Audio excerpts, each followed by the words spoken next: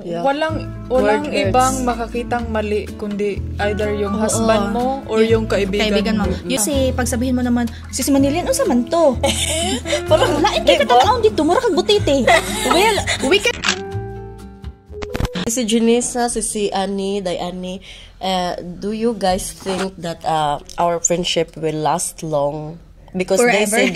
they said like if you past 7 years, then you will become lifelong friend.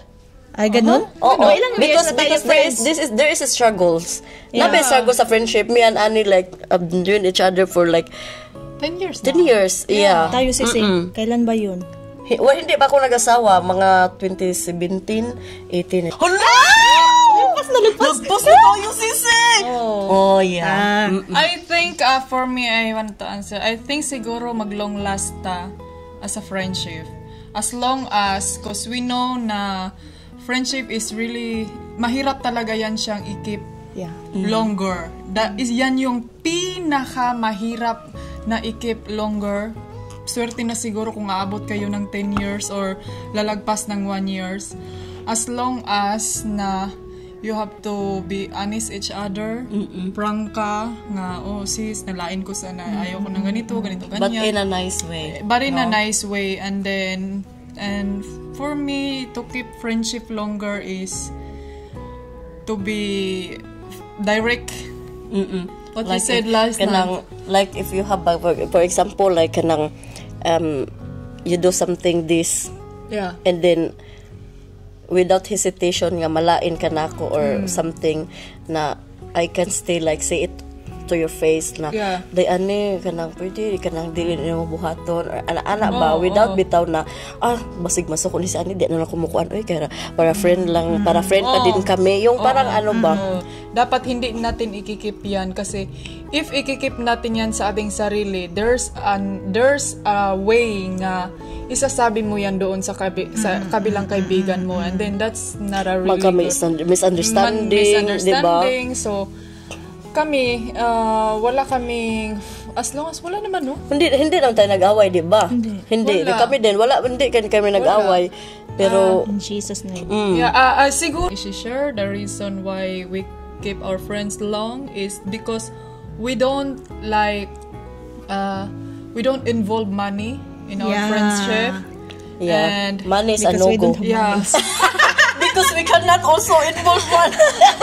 I mean, we just nilagay namin sa center yung happiness lang. Like band together, share each other, moment like what we can. Saman, sisi. I think to preserve... You think our friendship will last long? Yeah, I think so. And then, how we gonna do that? I believe that first is we should always pray to God that the Lord will protect us and from any works of the enemies because yung kaaway naman lagi yan nagbibigay ng mga clue or something na to trigger the friendship. Lalo na pag alam nila na involved ang Panginoon dito, for example. But then also second is respect. Respeto talaga kasi once na may respeto kasi tayo sa bawat isa, hindi natin gagawin yung mga bagay na pwedeng makasira or makakos ng away.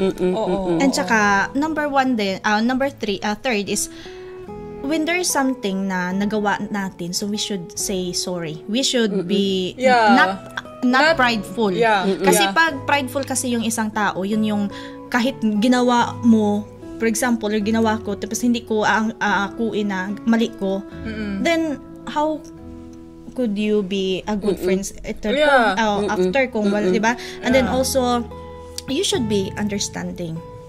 You have the understanding. And then you should have to willing to listen to your friends. What is the explanation and if you really love your friend, no man yung isasabi niya sa'yo na totoo kasi walang ibang makakitang mali kundi either yung husband mo or yung kaibigan mo. You need to be honest actually. Like for example, pag may ginawa yung isa sa amin, for example, tapos hindi maganda, you need to tell na, but you need to tell it nicely. Kasi pag sabihin mo naman, Sis Manilian, unsa man to?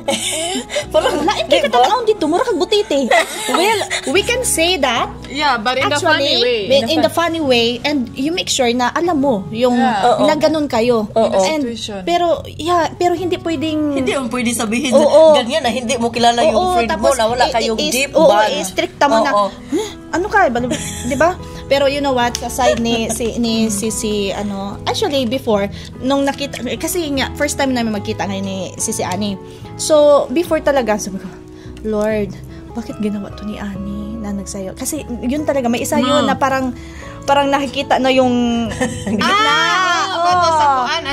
kanta basta tapos Lord, sana kasi ako sabi ko, Lord, I just really wanted na yung mga bawat isa na mga influencer sa atin sana gagawin yung tama. I know na ma-viral tayo, maging sikat tayo, pero gusto ko kasi sana na kung mawala man tayo sa mundo, maganda yung maiiwan, ma-remember ng tao about you. Hindi yung ayun man yung nakita ko yung puwet niya, ganyan. Ayaw kong ganon. Diba? Kasi we are here, we have a purpose while we are here in the world. So, yun lang.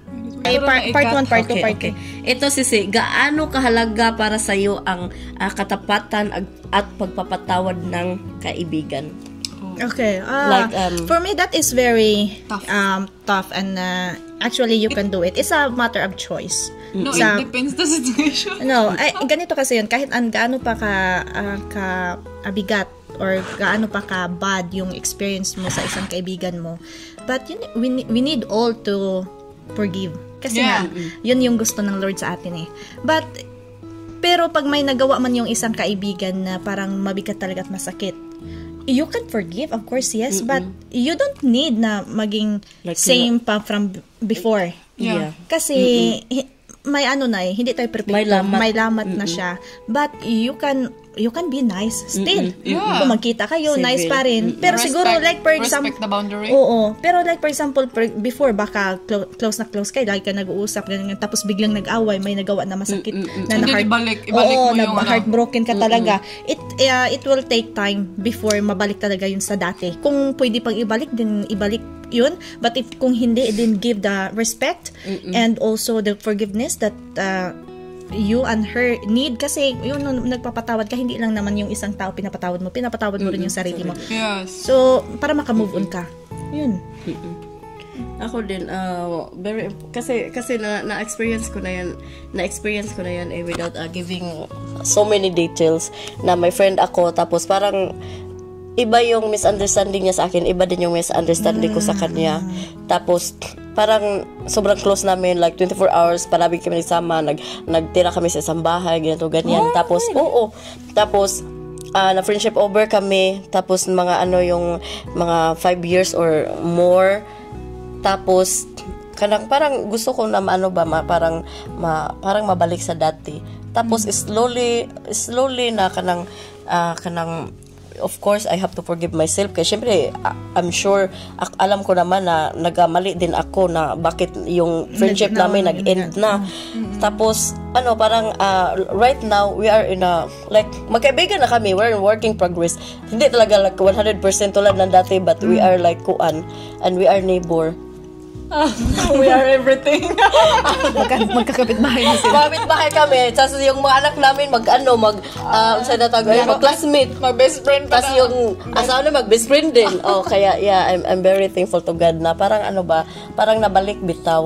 Kahit na it takes a lot of time. Kaya syempre, nasaktan mo yung kaibigan mo, di ba? Pero alam mo, hindi madali yung gano'n na sitwasyon, pero you need to ask and pray to God wholeheartedly, unceasingly. It will not come right away. Pero Pero with the help of the Lord, it will surely come. Na parang ikaw ba, like, ng Lord, please take my bitterness in my heart away. Kanang anak ba, di ba?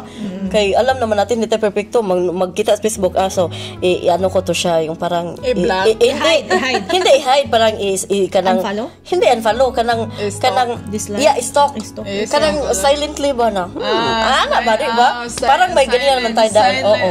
Ano daw, silently hatred. Silent hatred. Hindi yun hatred, na parang kanang silently ba na you are kanang still like want to know how that person is doing. Oo. Kahit hindi ka nakipag-usap, pero nag-stalk mo siya para makita mo anong ginagawa niya. Oo, yan. I have experienced like that na parang may isang tao talaga na talagang iwan ko. I was praying so hard to the Lord na sana mawala na siya sa ano ko. Hindi ako nagagalit sa kanya, pero hindi ko lang talaga alam kung bakit pag nakita ko siya, parang kukulo yung nung dugo.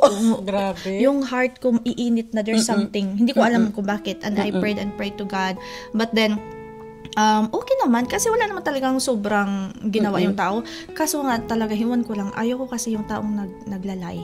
Yun talaga, yung pinakaano ko na hindi, ayoko talagang tao na naglalay. And then yun, pero pag may mga ganitong mga sitwasyon sa inyo, make sure talaga na mapag-usapan ninyo. Huwag kayong yung ginawa niya tapos hindi mo nakausapin, kasi paano kung na-misunderstood mo lang siya or na-misunderstood ka niya. Kaya kailangan talaga mag-usap ang bawat isa. But then glory to God, ngayon okay naman yung okay na ako, pinag-pray, binigyan ko yung Lord, pero kasi din, marami siyang ginagawa na parang bakit man ginawa niya yun?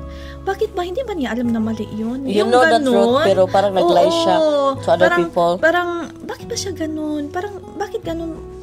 Yun yung ang dami kong ganun, pero yun lang. Parang siguro, pauna tong payong. Kasi nagki-care ako ba sa tao? And pagpapatawad, like forgiving someone na nakagawa ng something bad sa iyo. No, parang iiyak ko yan. Parang naalala. Wala, may naalala lang, may mga... Ay, murag no comment ko. No comment ka? Guys, another vlog po yun. Another vlog. Parang alam ko yung sinasabi mo. I think you guys need to talk first.